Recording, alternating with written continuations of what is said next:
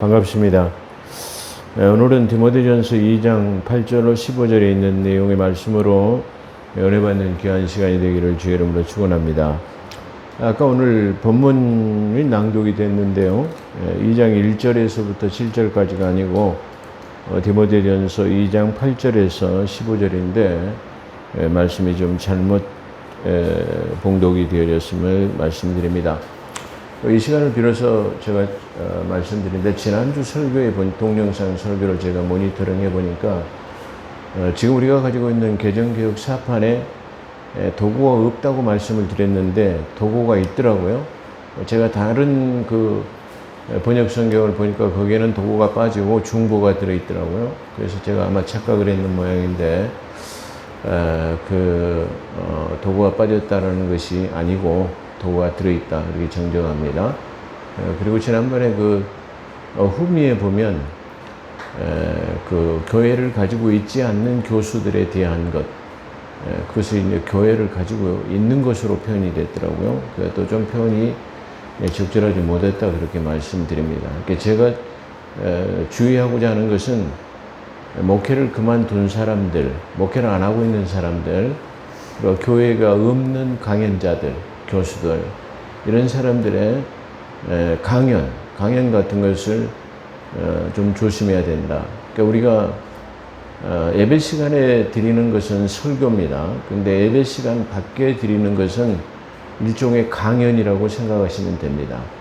강연은 목회자가 아니라도 얼마든지 그 세미나나 기타 학회에, 학술회 뭐 이런 것들을 통해서도 할 수 있는 것이기 때문에 우리가 목회 예배 시간이 아닌 설교는 바로 설교라고 할 수 없고 강연이라 그렇게 말할 수 있을 것입니다. 그래서 우리가 동영상 같은 것을 시청할 때도 설교와 강연, 예배 시간에 드리는 설교인가 아니면 설교가 아닌 강연으로 드려진 것인가, 그걸 우리가 한번 생각해 봐야 될 것이다, 그렇게 생각이 됩니다. 자, 오늘 디모데전서 2장 목회서 신서 중에서 여자의 구원이라는 이 후반절 15절에 보면 여자는 해산함으로써 구원을 얻을 수 있다라는 제목이 있습니다. 그래서 제목을 여자의 구원에 대해서 그렇게 여자의 구원이라는 제목으로 그렇게 제목을 잡아봤습니다. 먼저 그건 이렇습니다에 대해서 11조에 대해서 간략하게 말씀드리고 본문으로 들어가서 은혜 받는 귀한 시간이 되기를 소망합니다. 어떤 목사님들께서 11조 하면 갑절의 축복을 기대하지 마라, 그렇게 가르치는 목사님들이 있더라고요. 그래서 11조 하면 갑절의 축복을 기대하면서 11조 내는 것은 모순이다, 그런 내용이죠. 그래서 그렇게 설교하시는 목사님들이 있고요. 또는 어떤 11조로 발목 잡힌 한국 교회 뭐 등등 이렇게 또 그리고 11조는 율법이기 때문에 그 신약에서는 율법을 지킬 수 없다, 지킬 필요 없다. 그래서 신약 시대에 지금은 11조를 하지 않아도 된다. 물론 저는 우리 교회 성도님들도 잘 아시겠지만 헌금에 관한 헌금 설교는 별로 안 하는 편입니다. 근데 우리 한국 교회에서 잘못 증거하는 분들이 몇몇 있어서 그런 것을 바로잡기 위해서 지금 한번 11조에 대해서 한번 생각해 봅니다. 그래서 이 11조에 대해서는 많은 사람들이 요즘에 신약 시대이기 때문에 11조를 하지 않아야 된다라는 그런 율법이다, 또 신약이다, 뭐 이렇게 해서 하지 않아야 된다라고 하는 부정적인 설교를 통해서 성경과 믿음에 대해서 파산하는 것을, 그래서 많은 사람들이 이로 인해서 실족하고 또 자기의 의무를 안 하게 되는 뭐 그런 것들 때문에 자칫 잘못하면 믿음에 대해서 파산할 수도 있겠다는 생각에 한 번쯤은 제가 올리는 이 동영상 설교가 얼마나 파급 효과가 있겠습니까? 그렇지만 그 중에서도 제 동영상 설교를 통해서 무엇이 진리인가를 깨달을 수 있는 그 많은 사람들 중에서 몇 사람만이라도 자유함을 얻고 진리의 지식에 이른다면은 천하를 얻고도 구원받지 못하면 무엇이 필요하겠느냐 그렇게 말씀하신 것처럼 한 영혼이라도 자유함을 얻었으면 좋겠다라는 그런 측면에서 말씀을 드립니다. 결론부터 말씀을 드린다면 할 수만 있다면 11조는 해야 합니다. 구약에서는 민수기서 18장 21절 그리고 느헤미야 12장 44절에서 이 11조는 성전을 섬기는 자들을 위해서 이 드려져야 하는 것입니다. 다시 말하면 구약의 율법에서는 대제사장과 레위지파는 분깃이 없어요. 다시 말하면 다른 모든 11지파는 하나님께서 이 소작농이라고 하는 경지, 다시 말하면 농지를 허락하셔가지고 그래 너희 이걸 가지고 농사지어서 잘 먹고 살아라 농경시대에 그 땅을 배분해 줬어요. 근데 이 대제사장 하나님의 성전을 지키는 성전 봉사를 하는 대제사장과 레위지파에게는 땅을 배분해 주지 않았어요. 그렇기 때문에 그러면 이 레위지파 성전을 섬기는 사람들은 뭘 먹고 사느냐? 그렇기 때문에 그렇다면 너희의 소득 중에서 11조만, 십시일반 11조만 그 성전에다 들여서 성전을 섬기는 제사장들, 서기관들 뭐 이런 사람들을 성전에 뭐 수문장도 있고 뭐 창고지기도 있고 뭐 많이 있겠죠. 이런 사람들을 이게 먹을 수 있도록 생계를 유지할 수 있도록 해라. 그것이 구약 성경에서 나타나는, 다시 말하면 민수기서 18장 21절, 느헤미야 12장 44절에 나타나는 내용입니다. 그렇다고 한다면 이 원래의 뜻은 만약에 지금 현 시대에 11조를 내야 하는 이유는 목회자, 부교육자, 전도사, 신방 대원, 또 차량 운전 봉사자, 성전을 청소하는 사람, 찬양대, 예배를 꿋꿋이 하는 사람들, 기타 등등 이렇게 하나님의 예배를 돕는 섬기는 일을 하는 사람들을 위해서 드려져야 돼요. 그렇다고 한다면 만약에 이걸 드려지지 않는다 하면 그러면 교회의 기능은 마비될 것이고 목회자는 이 세상 직업을 가지고 있지 않는 것이 대다수의 사람들인데 그렇다고 한다면 목회에 전념할 수 없기 때문에 이 11조를 드리는 원래의 목적은 구약에서도 성전을 섬기는 사람들이 다른 것에 관심을 가지지 않고 하나님을 섬기는 일에만 집중할 수 있도록 또 신약시대에서도 마찬가지로 교회를 봉사하는 사람들에게 대해서는 교회에다가 전적으로 헌신할 수 있도록 하기 위해서 드려지는 것이 11조의 원래 목적이다. 근데 만약에 11조를 안 드려진다고 한다면 섬기는 일을 하는 목회자, 부교육자, 전도사, 신방, 대원들, 기타 등등, 차량 봉사를 하는 사람들, 성전을 청소해서 조그만 사례금을 한다라든가, 찬양대를 지원한다든가, 주일학교 교사들을 지원한다든가, 기타 등등 이런 것을 할 수 없으면 교회의 기능을 할 수 없을 것이다. 이게 자명하게 나타나는 일인데, 아니, 왜 그 성경을 어떻게 보고 해석하는지 그들은 신약시대이기 때문에 안 해도 된다? 저는 참 이게 이상한 논리를 가지고 있는 사람들이다. 그런 측면에서 오늘 한번 생각해 보는 거예요. 자, 이 11조가 율법이냐? 그렇게 말할 수 있어요. 율법 아닙니다. 율법 이전에, 율법이 제정되기 이전에 훨씬 아브라함 때, 우리 믿음의 조상 아브라함이 멜기세덱이라는 사람에게 최초의 11조를 자발적으로 드렸던 사람이에요.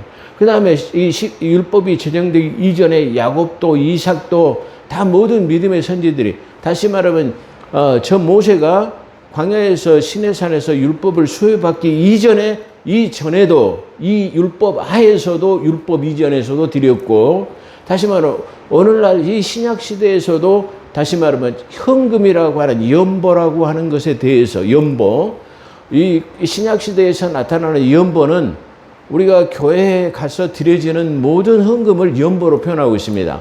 그러니까 이 연보는 바로 11조, 감사 헌금, 주일 예배, 기타 등등 이런 모든 헌금, 구제 헌금, 작정 헌금 등이 다 이 속에 들어있다. 그렇게 말씀드릴 수 있어요. 그래서 그러면 신약시대에 쉽게 말하면 이 연보는 무엇인가 그렇게 볼 수 있습니다.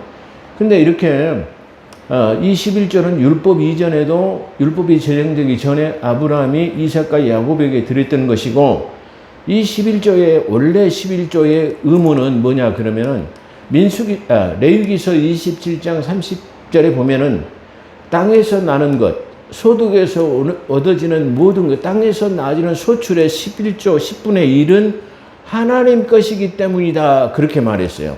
자, 땅의 10분의 1에 땅의 곡식이나 나무의 가실이나 그 10분의 1은 여호와의 것이니 여호와의 성물이라 그랬어요. 그러니까 목축업을 하는 짐승을 많이 목축업을 하는 사람들도 마찬가지고 1년이면 수십 마리의 양떼가 생겨요. 그래서 이 양떼를 막 들판에다 놓고는 쉽게 숫자를 셀 수가 없어요. 그래서 이렇게 입장하는데 이렇게 뭐라고 하나요? 이렇게 쭉 세워놓고 들어갈 때 사람 숫자를 셀 수 있도록 다시 말하면 모든 양을 우리의 막대기를 양쪽에 설치해서 거기를 지나가도록 해요. 그러면 숫자를 세기가 쉽죠. 그래서 그를 통과할 때 10번째마다 이 들어가는 양은 다 하나님 거예요. 그리고 농사를 지어서 다시 말하면 쌀을 100가마니를 이게 소득을 했다. 그럼 거기서 중에서 10분의 1은 하나님 거예요. 과일을 따도 과일 중에서 10분의 1은 하나님 거예요. 그래서 10분의 1은 원래 하나님께서 정해 놓으신 것이 하나님 것이기 때문에 하나님께 드리는 거예요. 그래서 예수님 시대에서도 다시 말하면 세금에 관한 것을 말할 때 너희가 통용하는 돈을 가져와 봐라. 그래서 통용하는 돈을 가져왔더니 이 돈이 누구 것이냐 그래요. 그 돈이 가이사의 것이다. 그래서 로마 황제 카이사예요. 로마 카이사의 황제 것은 카이사에게 내라. 그리고 하나님 것은 하나님께 내라. 그럼 11조는 누구 거예요? 하나님 것이기 때문에 하나님 우리의 삶 속에 우리에게 주시는 모든 것에 대한 것에 감사의 행위로 드리는 것이 11조다. 그렇게 말할 수 있어요. 그래서 32절에 레위기서 27장 32절에 소나 양도 제가 조금 전에 설명했죠. 소나 양도 막대기 아래로 통과하는 것은 10번째마다 여호와의 거룩한 것이니라. 자, 신약시대에 로마서 15장 26절에 보면은 이는 마게도냐와 아가야 사람들이 예루살렘 성도 중 가난한 자들을 위하여 기쁘게 얼마를 연보하였느니라. 연보, 제가 아까 말씀 구제헌금이죠. 자, 연보 각종 헌금을 말하죠. 저희가 기뻐서 하였거니와 또한 저희는 그들에게서 빚진 자니 만일 이방인이 그들의 신령한 것을 나눠 가졌으면 육신의 것으로 그들을 섬기는 것이 마땅하니라. 자, 이 말은 무슨 말이냐 그러면은 만약에 너희가 목사님을 이 시대로 다시 말하면 조명해 보면 바로 너희가 이 목사님의 설교를 통해서 영적인 것으로 공급받았느냐? 그렇다고 한다면 너희가 가지고 있는 육적인 것으로 섬겨 주는 것은 마땅하다. 그러니까 다시 말해 이 말은 지금 이 아가야 지방에 사는 사람들이 예루살렘의 성도들에게 다시 말하면 부조 헌금에 보내는 것에 대해서 사도 바울은 지금 여기서 그렇게 말하고 있어요. 너희가 저 예루살렘 유대인으로부터 영적인 것을 너희가 많이 그들에서부터 구원이 누구에서 난다? 유대인에게서 난다. 요한복음 4장 22절에 너희가 그 유대인을 통해 가지고 영적인 것을 너희가 공급받았다면 너희가 육적인 것으로 이 헌금으로 그들을 섬겨주는 것은 마땅하다. 그런 말이에요. 그래서 그들의 신령한 것을 나눠 가졌으면 육신의 것으로 그들을 섬기는 것이 마땅하다. 이 말은 오늘날 이 시대에도 설교를 통해서 영의 나라, 하나님의 나라에 영적인 것을 공급받았다고 한다면은 육적인 것을 우리가 이게 육적인 것으로 섬겨주는 것은 당연하다 말이야. 이렇게 말하고 있어요. 자, 고린도전서 16장 1절. 제가 신약에서 사람들이 없다고 말하기 때문에 제가 신약에서 많이 발췌한 거예요. 그래서 고린도전서 16장 1절을 보면 성도를 위하여서는 연보에 대하여 아까 제가 연보에 대하여서는 여기서 각종 헌금을 말하죠. 구제헌금 11조 감사 등을 말합니다. 내가 갈라디아 교회들에게 명한 것 같이 갈라디아 교회에다 무엇을 명했다고 그래요? 나중에 살펴봅니다. 뭘 명했는지. 내가 갈라디아 교회에게 명한 것 같이 너희도 그들에게 그렇게 하라. 매 주일 첫날에 이익을 얻는 대로 이익이 생기는 대로 그것을 이익이 생기는 것의 일부를 하나님께 드리라. 이렇게 11조라는 말은 언급하지 않지만 매 주일 첫날, 오늘 주일날을 말하죠. 주일날 이득이 생기는 것의 일부를 드리라. 소득을 말하잖아요. 이익을 얻는 대로 저축하여 두어서 내가 갈 때 염보하지 않게 하라. 매주일 첫날, 주일날 드리라 이 말이죠. 네, 그래서 이익이 생기는 대로 드리라 이렇게 사도 바울이 분명하게 말하고 고린도후서 16장 1절에 이렇게 말하고 있습니다. 또 고린도후서 8장 20절에 보면 그에게 염보 때문에 지금 이 예루살렘으로 보내는 그에게 헌금이 너무 많이 걷혀 있기 때문에 지금 걱정하는 내용이 고린도후서 8장 20절에 나오고 있어요.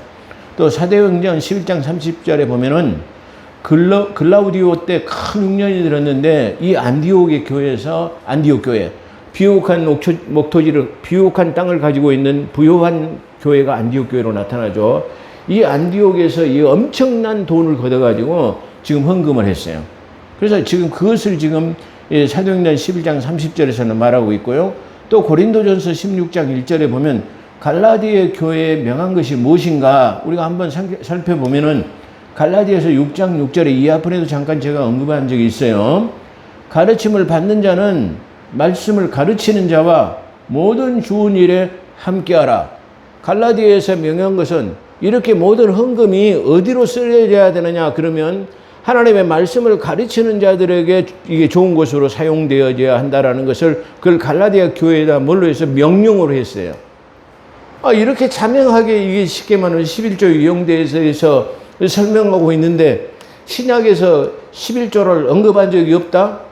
나는 그런 사람들을 뭐라고 해요? 얼간이라고 제가 말합니다. 얼간이라고 저는 표현합니다. 자, 이렇게 좋은 일에 함께하라고 말하고 있습니다. 자, 정리합니다. 자, 구약이나 신약의 모든 헌금은 사역자들을 돕기 위한 교회의 기능이 원활하게 돌아갈 수 있도록 하는 거예요. 교회도 이 쉽게 말하면 이 전도 사업이라고 하는 이 복음 사역을 하기 위해서는 뭐요? 빵이 필요해, 빵. 다시 말하면 저 가난한 사람들에게 물이 안 나는 곳에는 샘을 파가지고 물을 공급해줘야 그들이 이 전도가 되어져요. 샘을 팔려면 우물 파는 사업을 해야 되고 돈이 들어가죠. 또 의료 사업을 해야지 고쳐주는 것을 해야 돼요. 또 이게 쉽게 말하면 빵이 없는 사람들에게 빵을 전달해 줘야 돼요. 그거 하려면 어떻게 해야 돼요? 여러분이 낸 각종 헌금을 통해 가지고 선교 사업을 하고 샘도 파고 물도 파고 의료기관도 세워서 이 쉽게 말하면 치료도 해주고 또 학교가 없는 곳에 학교도 세워서 다시 말하면 그들에게 복음을 증거하는 거예요. 이렇게 사랑하는 성도들이 낸 것을 가지고 이렇게 하는 것이 다시 말하면 헌금이에요. 근데 이걸 하지 마라? 그러면 다른 말로 말하면 전도도 하지 마. 저 가난한 사람도 돕지 마라. 구제도 하지 마라. 또 선교사도 쉽게 말하면 헌금도 낼 필요도 없어. 병원을 세워갖고 치료해 줄 필요도 없어. 다시 말하면 굶주린 사람에게 빵을 나눠줄 필요도 없어. 샘도 파지 마라. 그런 말하고 똑같은 말이에요. 어떻게 그런 말을 할 수 있는지 저는 도저히 이해가 안 돼요. 자, 할 수 있는 대로, 할 수만 있는 대로 한다면 우리는 그것을 해야 할 것입니다. 그래서 구약이나 신약의 모든 헌금은 사역자들을 돕기 위한 것이며 가난한 자의 구제가 원래의 목적이었다라는 것을 우리가 알 수 있습니다. 그래서 바울은 이 모든 것은 이 모든 것은 뭐를 위해서 하라? 우리가 내는 이 헌금을 주의 영광을 위해서 하는 거예요. 만약에 주의 영광을 드러내지 않기 위해서 한다면 하지 마십시오. 안 해도 됩니다. 그래서 사도 바울은 모든 일을 먹으나 마시나 입으나 오직 주의 영광을 위해서 하라. 여러분이 내는 헌금 생활도 마찬가지로 이게 주의 영광을 위해서 내야 된다는 사실입니다. 우리가 한번 유대인을 예를 들어 볼까요? 저 유대인 이스라엘 나라는 세계에서 가장 작은 나라. 어떻게 되면 우리나라 강원도하고 경기도를 합해놓은 그보다 조금 작은 절반보다는 크고 강원도보다는 좀 더 크고 이런 조그마한 나라가 이 조그마한 땅덩어리를 가지고 있는 나라가 저 이스라엘이야. 그런데 저 이스라엘 나라는 지금 뭐예요? 미국의 월가라고 하는 금융시장의 돈을 전부 다 누가 가지고 있냐면은 저 세계에서 가장 작은 나라라고 하는 이스라엘 유대 사람들이 세계의 돈을 다 가지고 있어요. 그 사람들이 돈을 갖다 세계의 돈의 흐름을 그 사람들 마음대로 다 하는 거예요. 금리를 오리고 내리고 누구를 갖다가 돈을 차관을 빌려주고 IMF를 정하기도 하고 해제하기도 하는 IMF를 풀려면 그 사람들이 돈을 지원하지만 IMF에서 벗어날 수 있어요. 그러니까 우리가 김대중 대통령 시대에 IMF를 최고로 빨리 벗어난 나라 중에 하나인데 그때도 뒤에서 다시 말하면 돈줄의 흐름을 풀어줬던 나라가 누구냐면은 저 이스라엘이라고 하는 유대 나라가 그 돈을 뒤에서 돈줄을 풀어준 거예요. 그런 것처럼 이렇게 아니 저 가장 적은 나라가 세계의 돈을 다 가지고 있다? 그런다고 한다면 뭐요? 왜 그 사람들이 그 돈을 제일 많이 가지고 있습니까? 그렇죠? 그것은 바로 그 유대 나라라고 하는 사람들의 율법에 의해서 철저하게 11조, 율법에 의해서 자기 조상들의 율법 이전에 제정된 그 11조의 내용 때문에 그것을 철저하게 그것을 드렸기 때문에 그게 가능한 거예요. 그것뿐인가요? 성경 말씀한 대로 내가 너희를 머리가 되고 꼬리가 되지 않겠다라고 그렇게 말씀하셨는데 저 이스라엘의 가장 작은 민족의 나라가 저 세계 노벨상을 제일 많이 석권하는 나라가 누구예요? 저 이스라엘이에요. 아니 이렇게 현상적으로도 자연적으로 나타나고 있는데 그 사람들은 뭘 바라보고 있는지 도대체 이해가 안 돼요. 자, 그러면 오늘날 한국 교회를 볼까요? 한국 교회도 역시 마찬가지로 이 70년대, 80년대에 가장 우리 한국의 그 경제 발전이 이 부흥성장을 가져왔던 시기가 바로 70년대, 80년대예요. 근데 이 한국의 가장 큰 경제 성장을 이뤘던 데가 교회의 가장 큰 성장을 가져왔을 때 한국이 이 경제 성장이 이루어졌어요. 그 이유는 이렇게 한국 교회가 성장했을 때 각종 헌물과 헌신을 통해 가지고 교회가 평창되어지고 우리나라가 부흥해지고 성장했다라는 것을 우리가 알 수 있어요. 마치 그런 것처럼 우리가 IT 산업에서 세계의 최강이자를 우리 이 자그마한 나라가 반도 땅 우리 대한민국이 세계에서 1위예요. 아니 세계에서 1위 하는 것이 지금 우리나라가 한두 개 뿐입니까? 자동차 생산국이 7대 생산국 안에 들어가 있고 세계 10위권 안에 들은 선진국이에요. 왜 우리나라가 반도의 땅임에도 이렇게 우리나라가 지금 이렇게 부흥을 가져왔습니까? 그 원동력은 바로 우리 한국 교회가 우리 이 경제 성장을 주도했고 한국 교회가 부흥됐기 때문에 이 성장에 온 거예요. 저 유럽을 바라봐요. 교회의 세태기를 가져오면 바로 그 나라의 세태기를 가져온다라는 것을 우리가 독일을 통해서도 저 유럽을 통해서도 얼마든지 우리가 볼 수 있는 내용입니다. 자, 이렇게 현상적으로도 자연적으로 나타나고 있는 것인데 그것을 안 해도 된다고 가르치기는 사람들 교회 안에서 목회하는 목회 자격이 있는 사람들인지 11조 내고 갑절의 축복을 받는 것을 기대하지 말라? 아니 그리고 11조 때문에 교회의 발목을 잡기 때문에 그런 거 안 해도 된다? 그건 율법이다? 무슨 율법이에요? 율법과 복음도 구별하지 못한 사람들이 무슨 목회자로 설교할 자격이 있다라고 말할 수 있을 것입니까? 자, 우리가 한번 하나님 오늘 우리가 교동문에서도 한번 히브리서 11장 84번을 갖다가 교독했는데 믿음은 뭐냐면 믿음은 바라는 것들의 실상이요 보지 못한 것들의 증거. 믿음이 뭐냐 그러면 보이지 않는 것이 보이지는 않지만 지금 뭔가 그 보이지는 않는 것이 내가 믿음을 통해서 반드시 그 현상으로 실상으로 아까 말한 저 이스라엘이 실상으로 가장 부자로 나타난 것처럼 우리 한국이 이 조그만 나라가 세계 선진국으로 나타나는 것처럼 지금 쉽게 말하면 우리가 1950년대는 세계에서 최빈민국 아주 그 국민 소득이 아주 가장 적은 나라가 우리 대한민국이었어요. 근데 지금 어때요? 얼마나 큰 잘 사는 부자가 됐습니까? 이것을 갖다가 우리는 도저히 상상할 수 없는 것이지만 우리가 믿음으로 이것을 일궈낸 거예요. 그래서 히브리서 기자는 뭐라고 말하냐 그러면 믿음은 바라는 것들의 실상이요 보지 못한 것들의 증거예요. 자, 뭡니까?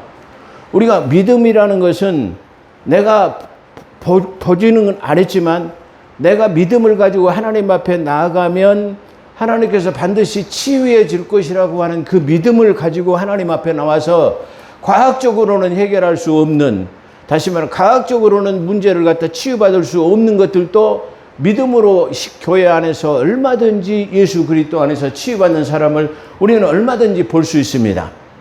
또 내가 내는 헌금도 역시 마찬가지로 지금은 내가 비록 부유하지 못한다 할지라도 하나님께서는 날 창대케 하시고 나를 부유케 하실 것이라는 그 믿음을 가지고 계속적으로 진보하는 거예요.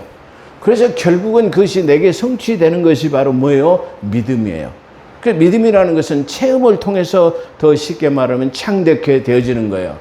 다시 말해 우리가 처음 믿을 때보다도 점점점 뭔가가 내 삶이 달라지고 내 삶이 쉽게 말하면 격조 높은 삶으로 변화를 받고 그런 것을 말할 때 우리는 믿음으로 그런 것을 행하는 것이에요.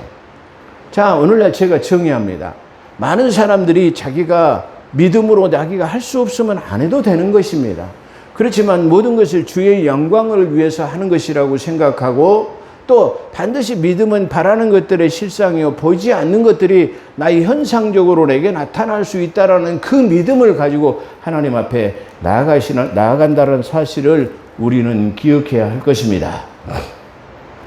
자, 서두가 너무 길어서 짧게 압축하고 마치도록 하겠습니다. 본론은 디모데전서 2장은 두 가지 큰 주제를 가지고 있습니다. 첫 번째는 아까 우리가 이게 잘못 봉독한 것이지만 이 앞전에 설교한 디모데전서 2장 1절에서 7절은 기도에 관한 것을 말하고 있습니다. 오늘은 두 번째로 교회 안에서 모임, 교회 안에서의 모임을 가지고 말하고 있어요. 그러니까 첫 번째는 기도에 대해서 말하더니 지금 8절에서 15절까지는 남자들이 어떻게 해야 될 것, 여자들이 어떻게 해야 될 것을 말해요. 그러니까 교회 안에서 공적 모임에 대해서 지금 얘기하고 있다. 그렇게 보시면 돼요. 그러니까 왜 지금 2장 8절에서 15절에 대해서 남자들이 그에 대해서 말하고 있까? 갑자기 왜 여자들에 대해서 말할까? 우리가 그걸 이해하지 못할 때가 있는데 여기서 말하는 이유는 교회 안에서 공적 예배에서의 기도, 공적 모임에 대해서의 남자의 행동, 여자의 행동에 대해서 말하고 있다. 이렇게 보시면 됩니다. 자, 그래서 교회 안에 남자의 모임은 분노나 다툼이 있어서는 안 됩니다. 그래서 거룩한 손을 들어 기도하기를 원하노라 이렇게 말했어요. 이 말은 무슨 말이냐면은 모든 교회 안에서의 모임은 기도로 시작해서 기도로 마무리되어야 하며 모임에서 거론되는 모든 내용은 하나님께 초점이 맞춰져 손을 들고 있어요. 손을 든다라는 말은 하나님 앞에 순종한다라는 의미. 내가 손을 다 들어 난 이제 도저히 내 방법으로는 할 수 없습니다. 그렇기 때문에 하나님 앞에 나옵니다. 이 두 손 드는 행위는 바로 하나님 앞에 순종, 굴종, 복종 이런 것을 의미해요. 또 내가 기도할 때 두 손을 들어서 하나님을 향하는 것은 내 기도가 하나님을 향하는 주파수를 맞추는 것, 포커스를 하나님께로만 맞추는 거다. 그런 말이에요. 그렇기 때문에 거룩한 손을 들어서 기도하라는 말은 교회 안에서의 공적 남자들의 모임은 그 모임 중에서 모든 거론되는 이 내용은 하나님께서 기도로 받으시는 거다. 그래서 그 초점이 하나님께로만 맞춰져야 된다. 교회에서의 모임의 내용이 세속적인 것이 아니라 하나님의 신본주의적인 내용에 의해서 하나님의 뜻이 무엇인가를 거론하는 모임이 되어진다. 그걸 말하는 거예요. 그걸 쉽게 말하면 이걸 압축해서 두 손을 들고 너희가 기도해라. 그래서 기도로 시작해서 기도로 끝나야 되고 큰 소리나 쉽게 말하면 다툼이 있어서는 안 되고 그 내용은 하나님께서 다 기도로 받으시는 내용이다. 너희가 하나님 앞에 초점이 맞춰졌기 때문에 하나님의 순종하는 내용, 하나님 앞에 복종하는 내용이 거론되어져야 된다. 그런 말이에요. 그렇기 때문에 교회 안에서 거론되는 모든 내용들은 하나님의 보시기에 합당한가, 하나님이 좋아하신가를 생각해야 돼요. 우리가 인본적으로 그냥 돈 쓰는 게 아깝거나 더 쉽게 목사님이 하는 게 무조건 반대하거나 뭐 이래서는 안 된다라는 것을 여기서 단적으로 표현하고 있다. 그런 말이에요. 자, 손을 든다는 의미를 제가 말씀드렸죠. 그 다음에 여자들의 모임에 대해서 말하고 있어요. 여기서 여자들 역시 단정한 옷차림과 소박함, 정절로 단장하고 따은 머리나 금이나 진주와 같은 값진 옷으로 하지 말고 선행으로 단장하는 거예요.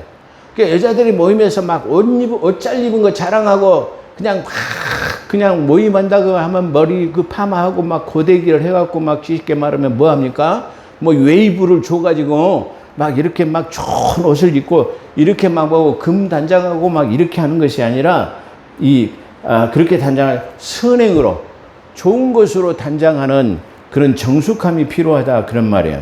그래서 이것은 하나님을 경외하는 자로서 다시 말하면 마땅히 해야 할 본분임을 지금 나타내고 있습니다. 그래서 또한 이 교회 안에서의 모임은 여자들이 목소리가 높이 주장하는 자세가 안 된다는 거예요. 여자들이 조용히 하라 말이에요. 여자들이 가르치는 건 안 된다 이런 말은 오늘날 이것을 통해 가지고 여자 목회자는 디모데전서 가르치지 못한다 그렇게 말했는데 여기서 말하는 이게 가르치지 못한다라는 말은 그런 뜻이 아니에요.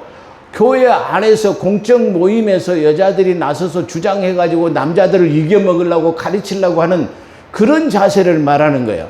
그러니까 원래의 뜻을 잘 이해하지 못하니까 사람들이 하나님의 말씀을 갖다가 이상한 데다 붙여갖고 사용하는 거예요. 근데 이 말씀은 지금 교회 안에서 모임에 관해서 말하는 것을 지금 말하고 있어요. 그래서 이 교회 안에서의 모임 안에서는 여자들이 주장하는 자세로 남자를 이겨먹지 말라고 주장하지 말고 가르치려고 막 그냥 나대지 말라, 뭐 설치되지 말라. 원문에는 그렇게 강한 어조로 말하고 있어요. 그러니까 막 설치되지 마, 그리고 뭐 주장하는 자세를 취하지 마, 그런 뜻으로 사용하고 있다, 그런 말이에요. 그래서 우리가 이 디모데전서에 나오는 가르치지 못한 것에 대한 것은 올바로 판단해야 될 것이다, 그렇게 우리가 생각해 볼 수 있습니다. 자, 15절. 그러나 여자들이 만일 대단히 잠깐만요. 이게 날씨가. 자, 여자들이 만일 정숙함으로 믿음과 사랑과 거룩함에 거하며 그의 회사람으로 구원을 얻으리라, 그렇게 말씀하셨어요. 그래서 하나님의 말씀에 가장 해석하기 힘든 부분, 난해한 구절이기도 합니다. 이 구절은 원래 두 가지의 뜻을 함축하고 있습니다. 다시 말하면 아이를 낳지 못하는 불임인 여성들이 교회를 나갔다가 이 말씀을 대하게 되면 나는 아이를 낳지 못했기 때문에 구원을 받지 못한가라고 해가지고 그 말씀 앞에 거치는 것이 돼가지고 교회를 떠나는 그런 사람들이 있습니다. 근데 여기서는 원론적으로는 그것을 말하고 있지 않다라는 것을 제가 말씀드릴 수 있어요. 자, 이 구절은 원래 두 가지 의미를 함축하고 있습니다. 첫째는 산고의 고통을 인내함으로써 여자가 산고의 고통을 인내해요. 그걸 참고 그 고통을 이겨냈을 때 옥동자를 순산한 것 같이 여기서 인내해라, 그런 의미로 사용하고 있어요. 그래서 산고의 고통을 인내함으로 여자가 자신을 구원을 받게 하는 인내를 요구하는 정숙함, 그 정숙함과 믿음과 사랑에 거하면 구원을 받을 수 있을 것이다, 그렇게 말해요. 자, 이 구원은 지금 이 15절을 가지고 이 설교를 한다면 많은 것이 이 내용에 함축되어 있기 때문에 많은 시간을 할애해야 합니다. 그러나 이 짧은 시간 동안에 이것을 말하기는 좀 난해한 점도 있습니다. 그러나 압축해서 말씀을 드린다고 한다면 바로 그건 이렇습니다. 자, 이 구원은 아이를 낳지 못하는 그 지옥가는, 그래서 여기서 인내를 요구하는 정숙함과 믿음과 사랑에 거하면 구원을 얻으리라. 이 구원을 아이를 낳지 못하면 지옥가는 그런 구원을 말하는 것이 아닙니다. 자, 예를 들어서 우리가 홍수가 나가지고 사람이 떠내려가요. 근데 그 떠내려간 사람을 어떻게 돼요? 뭐 돼야 되죠? 어떻게 해요? 구원해야 되죠. 그죠? 거기서 떠내려간 사람을 먼저 구원해야 돼요. 그렇죠? 그래서 여기서 말하는 우선 그 사람을 구원해내야 하는데, 이 구원은 바로 영원 구원가, 예수 그리스도를 믿어서 저 영원토록 사는 생명의 구원을 말하는 것이 아니라 우리 죽어가는 저 물에 떠내려간 사람을 구원하는 구원을 말하고 있어요. 그렇기 때문에 여기서 말하는 구원은 원초적인 본능의 구원을 말하기도 하는 거예요. 다시 말하면 여자는 본능적으로, 그렇죠, 우리가 본능적으로 사람이 살다 보면은 뭐가 생기는 거죠? 배가 고파요. 식욕이 생기는 거예요. 그거 원초적인 본능이에요. 다시 말하면 성욕이 생기는 거예요. 식욕과 성욕이 생기는 것은 누가 가르쳐 주지 않아도 내 몸이 반응하는 원초적인 반응에 의해서 나타나는 거예요. 근데 이 원초적인 반응은 우리가 하지 않아도 큰 문제가 된다? 안 돼요. 그렇잖아요. 배가 고파도 조금 일시적으로 참을 수도 있어요. 성욕이 일어난다도 자제할 수 있어요. 바로 이런 것처럼 이 회사는 원초적인 본능을 말하고 있는 것이다, 그렇게 말할 수 있어요. 그래서 원초적인 본능이라고 하는 것은 창세기에 보면 3장 15절에서 하와에게 너는 산고의 고통을 통해 가지고 아이를 생산해내라 그랬어요. 그래서 이 아이를 생산해낸 이유는 바로 이 여자의 후손이라고 하는 하와의 후손 중에서 나중에 반드시 이 사탄의 너희가 유혹에 넘어갔지만 그 사탄의 유혹을 파쇄해버릴 메시아가 여자의 후손 중에서 나타나게 될 것이다. 그래서 반드시 이 여자는 이 사탄에게 속아 넘어간 것에 대한 반드시 그 응분에 응징을 해야 되는데, 그 응징할 수 있는 방법은 자기가 아이를 낳아가지고 그 아이가 사탄의 머리를 파쇄해 줄 아이가 있어야 돼요.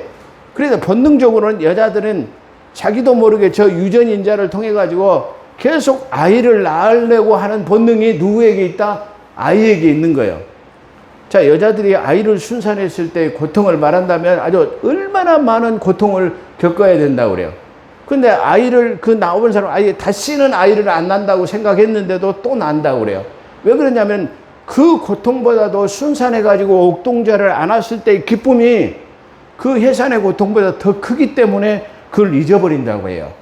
그렇기 때문에 여자들의 본능이 뭐냐 그러면 바로 이 하와의 유전인자를 통해 가지고 반드시 내가 아이를 낳았고 그 아이, 낳은 아이를 통해서 내 원수를 갚아야지 하는 그 본능이 여자의 본능 속에 잠재되어 있다, 그런 말이에요.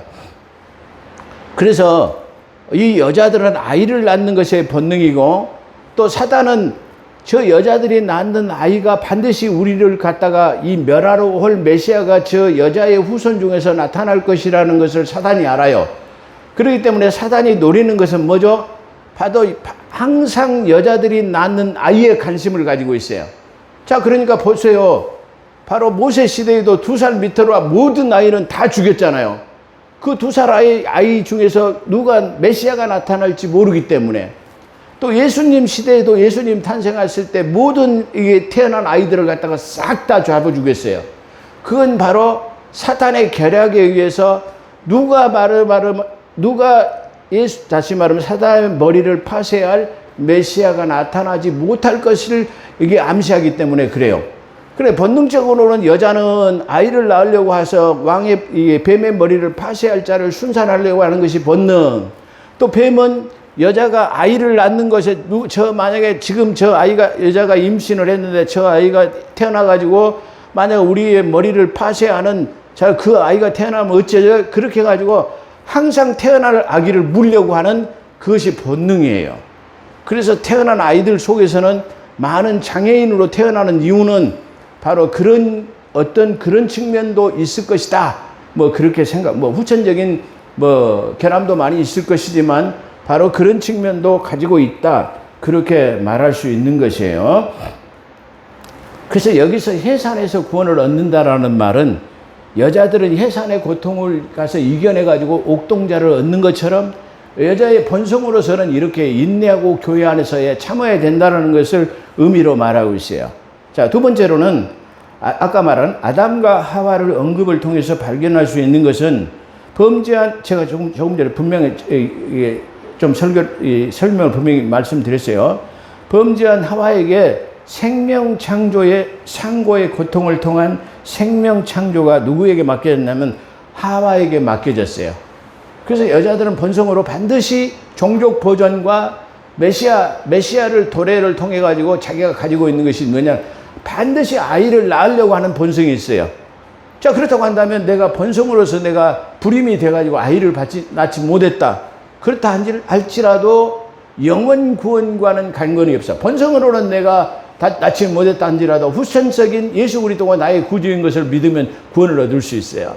바로 이 문제를 그렇게 해결할 수 있다, 그렇게 말씀드릴 수 있어요. 자, 그래서 이 생명 창조가 누구에게? 하와, 여자의 후손에게 맡겨졌다라는 거예요. 그래서 여자들은 본성으로 계속 종족 보존으로 아이를 낳으려고 하는 본성, 그리고 남자들은 종족 보존을 위해서 그걸 계속 씨를 뿌리려고 하는 본성이 바로 그렇게 들어있기 때문이다, 그렇게 말씀드릴 수 있어요. 자, 결론입니다. 성경에서 일관되게 도도하게 흐르는 물결처럼 내려오는 그런 불문율이 있어요. 불문율. 이 불문율은 아이를 낳는 것이 구원을 본성으로 구원을 의미하기도 합니다. 그래서 야곱의 아내 역시 라헬도 아이를 못 낳으니까 막 그냥 아이를 낳으려고 하면 가진 온갖 방법을 다 쓰는 것, 그냥 다른 여자 방에 못 들어가게 하고 합한채를 갖다가 바치기도 하고 해가지고 아이를 낳으려고 막 했습니다. 그래서 마지막에 11번째와 12번째 아이들을 낳기도 했습니다.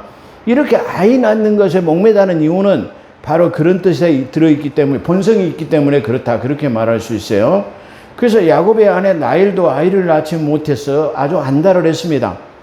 역시 한나도 분인날을 통해 가지고 지금 아이 못 낳은 것에 대해서 얼마나 그것이 이게 핍박을 받았는지 바로 이 성전에 가서 날마다 애통하며 기도를 해가지고 바로 나중에는 그가 얼마나 애통하게 기도했으면은 그 엘리제 사장이 어떻게 그냥 부르짖고 막 하기 때문에 야, 너 대낮부터 술 먹고 와가지고 지금 기도하냐? 그럴 정도로 애통하는 심령으로 기도했던 사람이 바로 한나예요. 그렇게 해서 그 한나의 기도를 듣고 하나님께서 누구를 이게 허락하셨고 사무엘을 허락하신 것을 볼 수 있어요. 자, 라헬도 역시 한나도 역시 그리고 계대법을 통해서 또 누구죠? 다말도 누구예요? 다시 말하면 자기에게 주어진 첫째 남편, 두 번째, 세 번째도 못 나니까 나중에는 자기 시부하고 이 관계에서 다시 말해 계대법이라는 그 계대법을 통해서 다말이 결국은 아이를 낳았어요. 예. 그러니까 가진 방법을 다 동원해서라도 그 본성으로 아이를 낳으려고 하는 그 본성이 그 나타나는 나이를 누구죠? 다말을 통해서 나타나고 있다. 그렇게 볼 수 있어요. 보아스라는 사람도 혈통을 잃지 못했는데 저 모압 여인 누시라는 여인을 통해 가지고 그 계대를 통해 가지고 다시 말하면 누구죠? 이세의 할아버지, 이세의 아버지를 낳았다고, 오벳을 낳았다고 성경에서 증거하고 있습니다. 이렇게 성경에서 면면이 흐르는 바로 그런 두 가지 의미를 가지고 있다. 그렇게 말할 수 있어요. 그렇기 때문에 본성적으로는 아이를 낳아야 하는 본성이 있다 하지만은 바로 여기서 말하는 그 구원에 관한 것은 본성적인 다시 말해 예수 그리스도를 믿어서 영원 구원을 얻는 것하고는 조금 관계를 달리하는 본성에 의한 구원이다라는 것을 우리가 말씀드릴 수 있어요. 그렇기 때문에 오늘 이 말씀에서 거치는 사람들이 있다. 다시 말하면 교회를 다닌 사람 중에서 이게 아이를 낳지 못해서 혹시 나는 영원히 구원을 받지 못하는가의 두려움에서 해방되는 그런 복된 삶이 되어지고 오늘 디모데전서에서의 해산함으로 구원을 얻는다라는 것은 교회 안에서의 다시 말하면 어떤 조용히 하고 다시 말해 인내하고 상고의 고통처럼 조용하게 인내하는 정숙함을 요구하는 내용이다. 그렇게 말씀드릴 수 있습니다. 기도하겠습니다. 거룩하시고 자비로우신 하나님, 오늘도 하나님의 말씀으로 우리를 양육해 주신 것 진실로 감사드립니다. 우리가 하나님의 말씀을 옳게 분별해서 증거하는 복된 하나님의 사역자들이 다 될 수 있도록 아버지께서 함께 하시고 충만한 성령 은혜에 성령 하나님의 역사하심으로 우리를 인도하여 주시옵소서. 늘 우리가 간구하는 것은 우리의 연약하심을 친히 하시는 성령 하나님께서 말없는 탄식과 기도와 중보로서 늘 우리를 위해서 기도하신 것처럼 우리에게 지혜와 명철을 허락하셔서 늘 옳은 것을 증거하며 또 그를 받아들이는 복된 삶이 될 수 있도록 아버지 함께하여 주시옵소서. 우리 포도원 교회를 축복합니다. 우리 한국 교회를 축복합니다. 한국 교회의 말씀을 증거하는 목사님들을 예수 그리스도의 이름으로 축복합니다. 또 제 유튜브 방송을 하나님 시청하는 모든 하나님 시청자들을 예수 그리스도의 이름으로 축복합니다. 오늘도 함께 하신 것 감사하며 우리 구주 예수 그리스도의 이름으로 감사기도 드리옵나이다. 아멘.